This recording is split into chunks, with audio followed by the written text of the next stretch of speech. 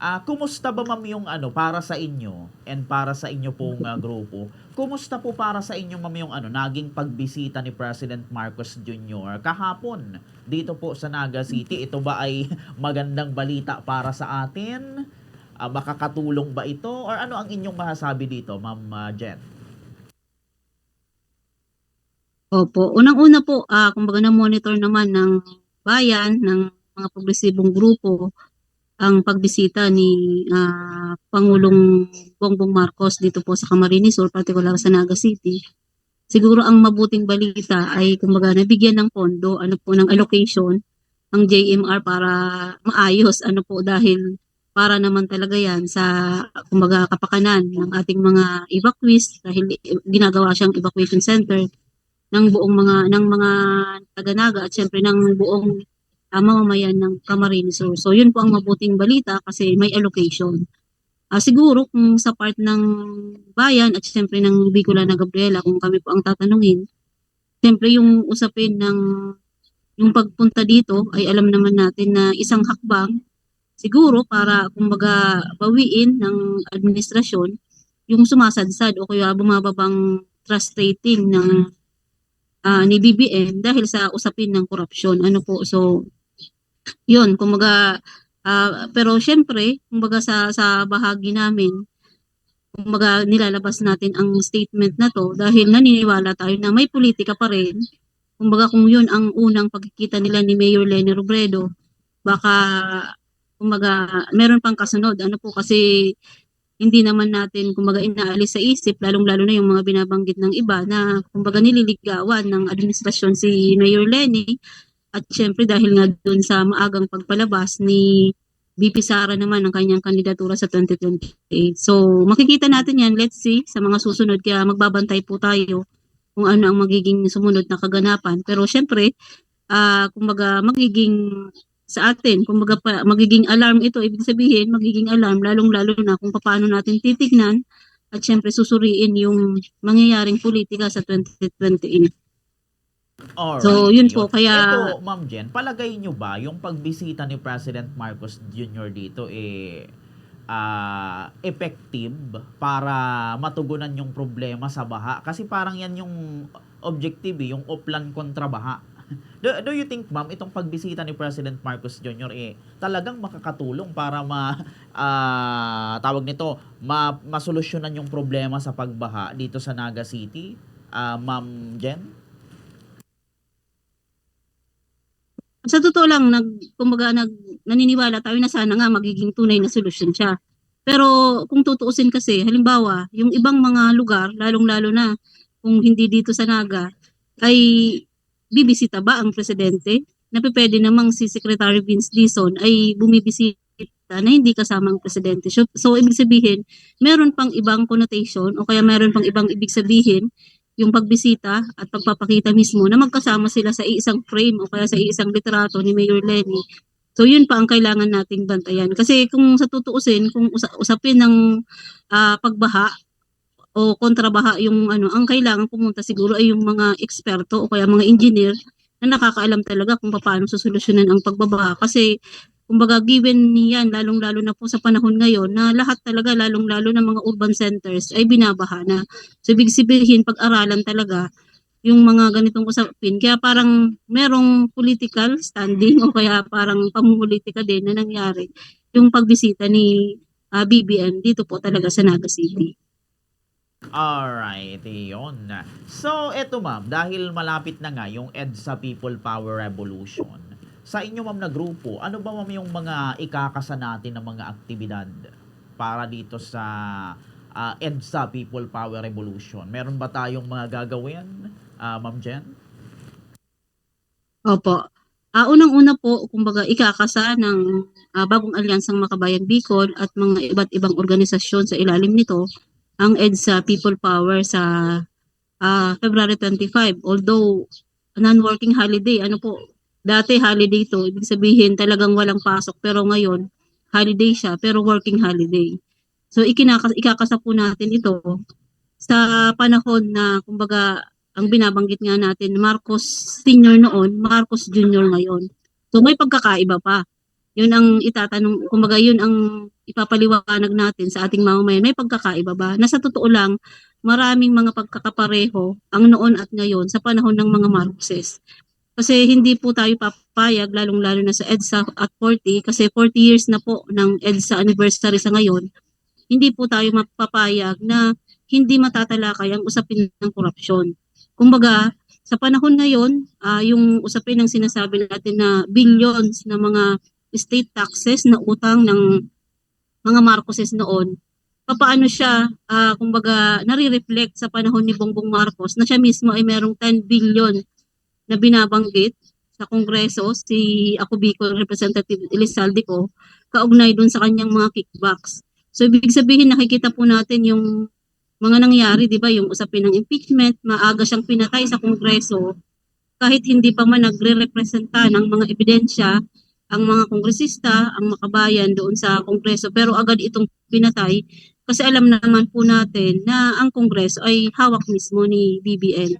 So makikita rin natin yung usapin ng impeachment kay VP Sara kung paano siya gugulong. Kaya kumbaga makikita mo Bombokier parang 'di ba ang gulo-gulo sa Pilipinas kasi ang dami kung saan binabanggit natin kung ito ang bansa na kung saan lahat ang presidente at vice presidente ay pinapa-impeach. Kung sa ibang bansa nakakahiya talaga ang usapin ng politika dito sa Pilipinas. Kaya kailangan po talaga nating bitbitin yung mga usapin na yon, lalong-lalo na sa panahon na ang EDSA halimbawa itong February 25 ay hindi na kinikilala talaga as kumbaga non-working o kaya regular holiday sa atin. Kaya kahit sa Metro Manila, meron tayong mga namomonitor na nahihirapan silang kumuha ng mga permit kasi kumbaga gitgitan ang PNP, ang mga rallyista o kaya ang mga progresibong grupo. Pero kumbaga tumitindig pa din dun sa usapin ng karapatan ito ng mga mamamayan na magpahayag, lalong-lalo na yung usapin ng freedom of expression. So dito po sa Bicol, merong mangyayari na mga pagkilos pa rin sa Naga City at sa Legazpi. Yung sa Naga po, actually marami ito kasi meron ding mga makabayang mga musikero sa Naga na magsasagawa din po ng tugtugan o kaya kumbaga alay sa bayan na mga tugtog na gagawin po sa hapon sa Plaza Rizal. Tapos yung mga kabataan din po dito sa Naga ay magkakaroon din ng aktibidad ng alas 5 ng hapon sa Plaza 15. So may isang aktibidad din kasi na gagawin, doon po ito sa Albay, yung mga anti-corruption na grupo, kasali po ang simbahan, kasali po ang mga progresibong grupo, irirehistro po na ang ating kumbaga pagtutol pa rin lalong-lalo na kasi kumbaga itong usapin ng korupsyon, alam natin na sa mga senador si dating senador Bong Revilla pa lang ang nakukulong, wala pa yung iba. Although sinasabi na meron ng mga sabpina, yung mga ibang imbelto si Jinggoy, si Villanueva, yung mga iba pang mga imbelto si Escudero, pero hanggang ngayon wala pa tayong balita tungkol dito. So nag-aabang tayo ng mga susunod pa na mapapanagot. Kaya kumbaga ito ay pagkakataon pa rin na siguro kumbaga gisingin kasi sinasabi po natin na ang galit ng mga mamamayan ay hindi lang dapat mapunta sa wala, kundi dapat merong mapanagot. Kaya nga po ang panawagan ng bayan ay lahat ng sangkot dapat managot kasi vice presidente ka man, presidente, kung meron kang ninakaw sa kaban ng bayan, kung merong aligasyon ay dapat sagutin at kailangang may managot. Kasi yun po ang ayaw na nating ipamana sa ating mga magiging mga anak, magiging mga apo, yung ganitong kalalang sistema ng korupsyon dito sa ating bansa. Alright, iyon. Eto, ma'am, maitanong ko. Kumusta ba ma'am para sa iyo ang ang pamumuno naman ng ating presidente? Satisfied ba kayo sa performance ni President Marcos Jr. Ngayon, Ma'am Jen? Actually po itong usapin ng kumbaga hindi kami satisfied dahil lalong-lalo na dito sa usapin ng korupsyon. Ano po, kung makikita niyo po, kung maaalala niyo, nitong parang last year, yung mga pinapanukala nating batas, lalong-lalo na itong usapin ng anti-political dynasty, yung usapin ng pag-amend ng party list system ng ating bansa at yung pagpapasa ng freedom of information, ito rin yung binibitbit na kumbaga na slogan o kaya panawagan ng ating presidente. So, kami halimbawa sa party namin nagtataka kami bakit kumbaga parang binibitbit ni Marcos, baka siguro kumbaga nag-aalala din siya kasi bumababa talaga yung rating niya. At kumbaga sa social media kasi kung makikita natin Bombokier, napakatindi ng mga trolls ng mga DDS. Ano po, lahat ng mga pages, mga news information, Inquirer, Rappler, kahit po mga other media, mga news, lahat yan ng mga trolls ng mga DDS nandyan sila. Kaya makikita natin parang ang lakas-lakas pa rin ng mga Duterte, di ba, ng mga DDS kasi lahat ng mga news information, sila talaga yung mga taga-comment. Buti na lang sila may bayad. So, tayo naman, wala tayong, kumbaga, oras at panahon na sagutin at syempre tayo ay mga organic o kaya totoong tao. Na syempre alam natin kung anong sitwasyon dito sa Pilipinas. Kaya kung kami po ang tatanungin mo kaugnay dun sa maagang pag-declare ni VP Sara bilang pagka-presidente, siguro meron siyang tawag niya, yung parang meron siyang implication doon sa gagawing impeachment trial sa kanya. So siguro parang syempre parang ngayon pa lang sa mga kongresista, gusto niyang makita ang posisyon kung sila ba talaga ay susuporta sa mga Duterte o kaya sila ay para sa Marcos. Pero syempre, kumbaga sa ating mga representative, ano po, na alam naman natin na kung sa distrito man yan o kaya sa mga party list, may mga nire-represent silang mga mamamayan at syempre may mga nire-represent na mga sektor. Kaya sana yung usapin ng paninindigan ay hindi usapin ng pagiging loyal sa mga politiko. Ano po, kumbaga kung halimbawang representative ka sa Camarines Sur o kaya representative ka ng iyong sektor, ang loyalty mo dapat ay dun sa iyong nire-represent.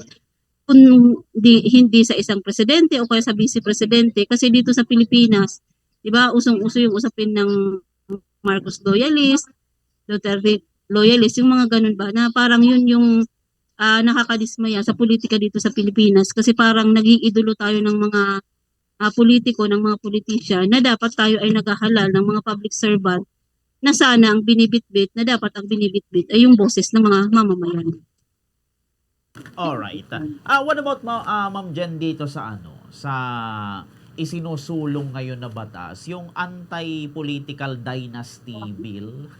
Palagay nyo, ma'am, makakatulong ba yan para paunti-unti maalis na ang korupsyon sa Pilipinas? O sa tingin nyo palabas lang ito ng gobyerno para ilihis yung atensyon ng tao? Ano sa tingin nyo, ma'am? Actually po, ang Makabayan Party List ay isa sa kumbaga mga main author ng anti-political dynasty law. Pero syempre sa Kongreso, alam naman natin dahil karamihan dyan ay mga political dynasty, gagawa at gagawa sila ng mga palusot. Ano po, kaya kumbaga sa amin, sa Makabayan, sa bayan, malinaw na pag sinabing anti-political dynasty law, kung may tatakbo sa isang mag-anak o kaya pamilya, dapat isa lang. Ibig sabihin, bawal yung asawa, bawal yung anak, o yung hanggang sa court consanguinity ng pamilya. Ano po, kasi kumbaga sa tingin namin, ang anti-political dynasty law, pag nawala, ibig sabihin yung usapin ng monopolyo sa politika at syempre yung usapin ng korupsyon ay mababawasan. Kasi syempre, kumbaga kung halimbawa sa atin, dahil alam naman natin marami din may mga kakayanan mamuno, kaya may iba namang may gusto namang magsilbi o kaya mamuno sa isang bayan o kaya sa isang probinsya, kumbaga ibigay naman natin sa iba.